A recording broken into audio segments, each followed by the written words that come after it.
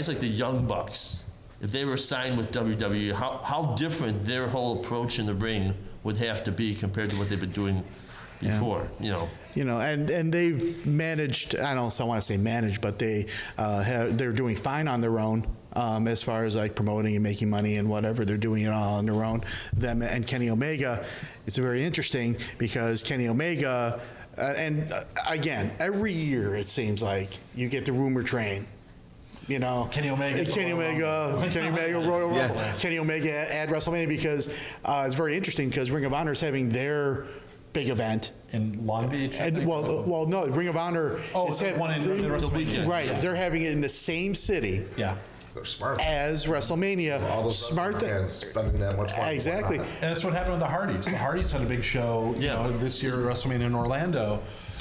They did a street festival. It was like an outdoor. They had I didn't go to it because I was at WrestleCon or something. But there were 90 shows that went on over the course of that week in Orlando. And I went to 7 or 8 of them over a 3 or 4 day span. You're a madman. Yeah, it was pretty crazy. The Joey Janela Spring Break show was a midnight show. It began at midnight, and it was awesome. Because it felt like a Rocky Horror Picture Show, and the whole idea was it was a spring break. So fans all came in spring break stuff. They're wearing lifeguard shirts, and it was just like beach balls flying around in the audience. It was fun. It was neat. But yeah, having somebody like Kenny Omega in town. The Hardys were in town and ended up showing up at WrestleMania, so it's going to lead people to think that somebody's going to show up. It's got to happen. In fact, didn't the night before, or 2 nights before, that always showed the Hardys dropped the tag titles. So they dropped them to the Young Bucks. So and then after that, Twitter exploded. They're coming. Well, they did, but it's like every year, it's like, is Kenny Omega going to make the jump? Are the Young Bucks going to make the jump? And then Kenny Omega signs his contract. And it goes to like the end of next January. Well, you're still going to be at WrestleMania. Yeah, it's just don't make me hose you. Yeah, he's at WrestleMania. He bought a ticket. It's like up in the 100 levels. But do you guys see Kenny Omega eventually maybe going to work for the WWE, or is it more or less a sense he's so entrenched in Japan because he lives there that maybe it just may never happen? Hard question, so I go first. I'm talking too much. So No. He did the lean back, going, woo, there it goes. If I had more time to think about it, that's a good question, but let's look back, I guess, over the last 20 years. What were the best wrestlers, the most well-known wrestlers, who never appeared in WWE? Okay, Christopher Daniels. I was just going to say Christopher Daniels, or something, something like that.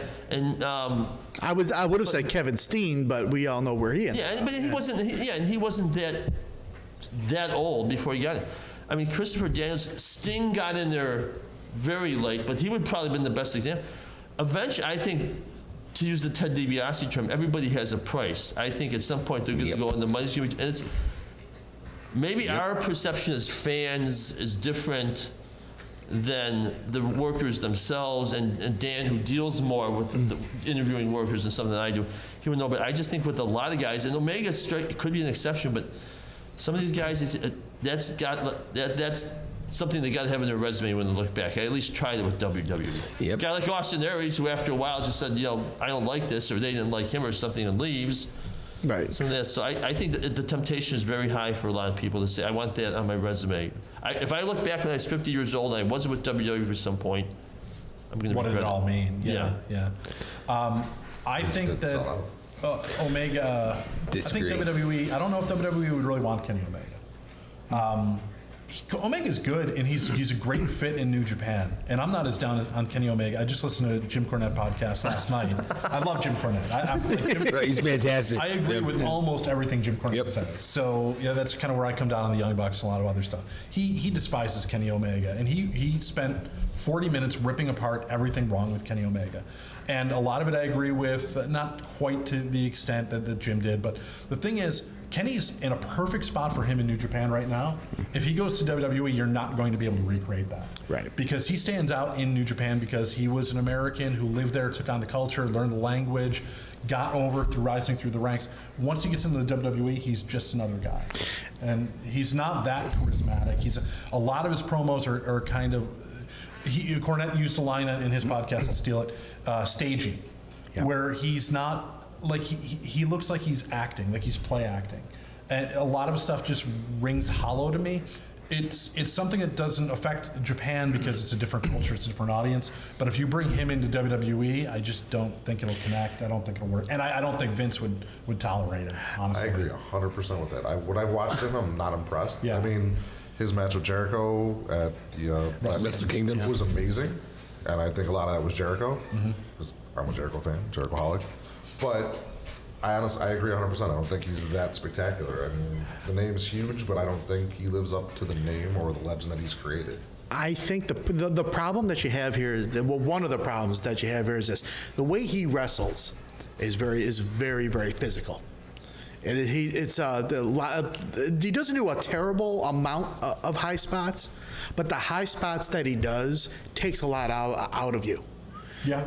And now you're talking about another year of wear and tear. Even if he goes to WWE, let's just say, because he's turning 35 this year-ish, let's just say he goes there next year. What are they getting at that point? I mean, that's a great point. Yeah. That's a great point. You're talking about a guy, and I love Nakamura in Japan, and I like him now. But it's like, what are you going to be getting? And they're not going to let him do even half the stuff that he does in the ring. No. No, I mean, I don't see it anyway. Yeah, I agree with that. I think that, I mean, you can get him because we're talking the other segment about WWE recognizing when something's popular and co-opting it. Kenny Omega's popular, and we can make a little bit of money off of him. Sign him for a year. I mean, what Strike while the iron's hot. Yeah. Bring him in. We'll use him for a few things. Here we go. He's not going to last long because, frankly, he's I don't like it anyway. Yeah, and those guys need their own Exactly. creativity, their own. So you get him in. You might be able to sell some stuff. You pop the fans in. Maybe get a cool T-shirt out of it. And then Kenny's probably gone. I signed Kenny Omega, and I was like, that was his lousy T-shirt. There you go. Yeah. So I mean, Buy one for us. It could make business sense, but I don't see it being.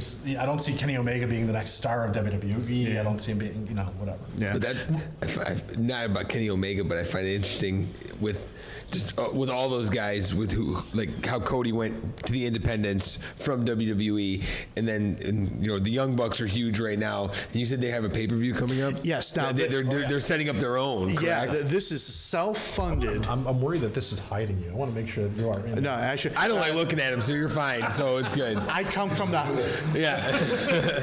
I come from the Hobbit family, so I'm used to See it. his feet. Bring the booster chair next time, damn it. Who's on the stage? When you talk about like a group of guys, you got Cody, the Young Bucks, and Kenny Omega, the putting together a self-funded event. It's going to be. They're calling it one of the biggest independent shows ever, as of right now. How important is our shows like this, or maybe this show, to the independent scene as a whole? Do you want to go? You want me to go? I'll go first, and then you can learn from my mistakes. He did the lean back once again. And woo! There it goes. Well, now I think they made it clear that there's going to be absolutely no. It's truly going to be independent. They made it clear that there's going to be no New Japan oversight of this. Is that correct? Okay. And one of the other things that was interesting, and I think it was a pipe dream at first, but somebody asked about CM Punk, and they said we would welcome CM Punk, and I thought, well, that's not going to happen. I believe CM Punk's next UFC fight is like in June. I don't know if that's official. Right. That could be his last UFC fight. Well, now the All-In, yeah. yeah. I've had sneezes that have lasted longer than CM Punk in the UFC took 2 years to train. Hey, I'm taking this serious. And he literally did as well as any of us would have done. You're walking in there, I'm going to shoot it. Oh, I'm caught. I give him a ton of credit. Out of there a couple times. Yeah, exactly. It's just, I give him a ton of credit for trying it, and good for him for putting that time. But it didn't work. I think you're going to need. It's going to how am I trying to say this? It's going to overly appeal to the smart fans, the smarter fans. I think it would help if they got a name like CM Punk, and that would, selling 10,000 seats, they would do it. That would I think when push comes to shove, he's not going to do it. As something else is going to come, he's not going to be there. I think it's a big thing for the independent scene. And whether they, get 10,000, I think is besides the point. If they get a good crowd, I don't know. Have they talked about any pay-per-view or streaming on this? I haven't heard anything about that. Haven't heard anything at this point. It's September 1st. Yeah, they haven't announced the site yet. And one of the cities that's being maybe thrown around is Chicago. Okay. So you bringing up CM Punk, I mean, Colt Cabana's good for 5,000 in Chicago. But it's going to be interesting. And I don't. If it flops, I don't think it's a bad thing. I give them credit for trying it. But I think it's going to overly appeal to the smart fans. Like the average people who watch WWE every week. They're not going to care that much. Oh, somebody really wants their credit card. Caller one. Let's go to the phone. Yeah. What do you think about this new pay-per-view? You'd like a copy of Dan's book? I mean, Dan, where do you see All In fitting in this whole thing? A nice little experiment, and the thing is, like, there will be interest, and people will buy a DVD, and that's great. There's a marketplace for it. It's not going to. I don't see any possible way for it to last because, I mean, creating a wrestling promotion, if you think of all the companies that have tried to run wrestling shows, 99% of them are gone now. And there's a reality for that. It's because it's a really complicated thing. And you're dealing with weird performers that all have weird egos, and they're all independent contractors, and they're all, finances is a really hard thing to lock down. Right. They can probably do one show. They can probably bring a lot of people. There's an audience that's out there. They'll probably make a good amount of money in DVD or streaming sales. That being said, I don't see. Are they going to be able to get sponsors? Could they get networks? Could they get the infrastructure that is needed to really make this more than a one-off commodity show? And I don't think they could, unless they have real corporate backers and real people who know how to do it. Just because you have a bunch of good workers who are going to put on a show, great, have fun with that. It'll be a fun show, and if you're a wrestling fan, you'll like that. But is it going to be something that's going to change the business or make or show that we can now run outside of WWE and everybody make a living? No, that's not going to happen. Now, Kenny Omega, the Bullet Club, and Joey Ryan are guys who are making a name for themselves on the indies and making a living and making good money. But a lot of that comes from, number one, merchandise sales that they're doing. The Young Bucks have a great deal with the Hot Topic. And Joey Ryan is great, making a great living for himself because he's doing all the viral stuff and getting good booking fees for himself. That's great for one guy to get over, but to try to base a company around a model like that it's just not going to work. Here's a question for both of you guys. We're talking about the independent scene, and these guys are doing great over there. Would they survive if there were bigger names like the WWE guys who are at the top of the league or top of the echelon where they are now? Would they get buried again? Would they, you know what I mean? Like Cody Rhodes was middle card guy. Goes over there, makes a name for himself. Somebody bigger comes over. Would he be pushed back down? The answer to that is it's two things really. It's number one, who's going to make more money, and number two, who am I vested in? And you would think that you're vested in the guy who's going to make the most money, but you're not necessarily. Right. WWE has spent a lot of time building up Roman Reigns, and they want the fans to like Roman Reigns, and they've come to the terms that 30% of the fans just are not going to like Roman Reigns. Doesn't matter. Only 30 or more did not like John Cena. Doesn't matter. We used him for a decade. He still sells merchandise. The kids like him. He looks good. He's what we want our product to look like. He's got appeal. We can get him in movies eventually, and he is our guy. Cody Rhodes maybe can make us some money if we bring him in.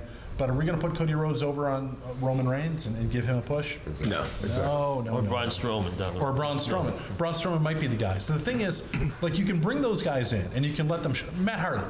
Broken Matt. He was the biggest thing in the world 2 years ago. Everybody was talking about Matt Hardy. So WWE went and signed him, even though they couldn't quite get the broken gimmick down, but now they're doing the Woken gimmick and everything else. And they're co-opting it, but he's a mid-card guy who doesn't win. So they brought it in, but he's not getting over the way he was. He's not a world champion like he was in Impact or anything else. Well, yeah. Ivan, any thoughts on Woken? Yeah. You are woke. It's yes, barely. It seemed much better in TNA that they got more creative, like going to the compound and doing some. Of course, with TNA, Well, now Borash going to WWE. Borash is the one who put all those compound segments together. That's right.